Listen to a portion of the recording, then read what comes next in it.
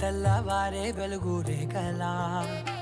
పచ్చ పచ్చ పచ్చి మట్టి బొమ్మలా అల్లి బిల్లి వెన్న పాల నురగలా అచ్చ తెలుగు ఇంటి పూల కొమ్మలా